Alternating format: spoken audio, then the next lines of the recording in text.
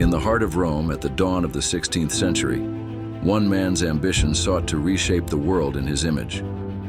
Pope Julius II, the warrior pope, was a force of nature, a patron of the arts with a will of iron and a treasury to match.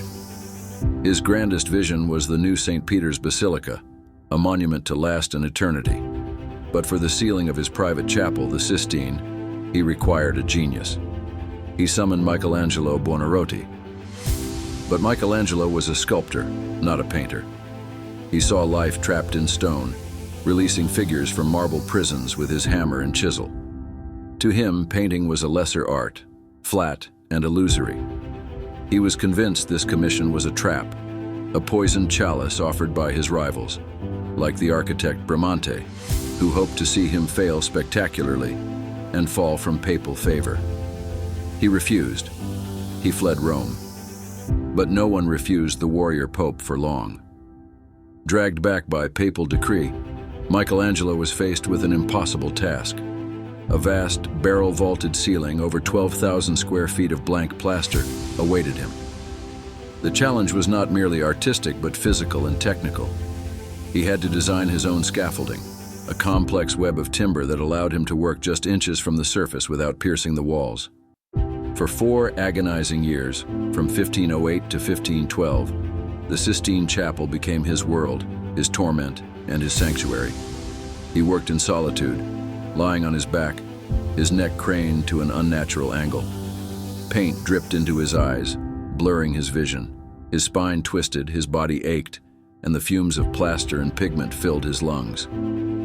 He wrote of his misery in a poem, describing how his beard pointed to heaven and his back was bent like a bow. The Pope, impatient and demanding, would climb the scaffolding to inspect the progress, leading to furious arguments that echoed through the empty chapel. "When will you finish?" Julius would thunder. "When I can," the artist would retort, a lone genius against the most powerful man in Christendom. Yet, in this crucible of suffering, a miracle unfolded. Michelangelo, the reluctant painter, pushed the boundaries of art itself.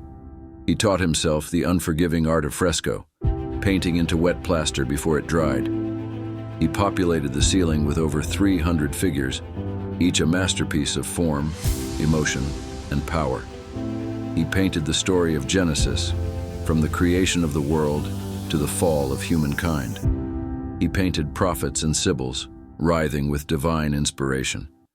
And at the very center, he painted the icon of the Renaissance, the creation of Adam, where the finger of God reaches out to give life, a spark of divine energy that has captivated the world for centuries. Finally, on All Saints' Day 1512, the scaffolding came down. The doors of the chapel were thrown open. The world looked up and gasped. What they saw was not merely a painted ceiling, it was a testament to human potential, a symphony of color and form, a story of struggle and divine inspiration etched into plaster.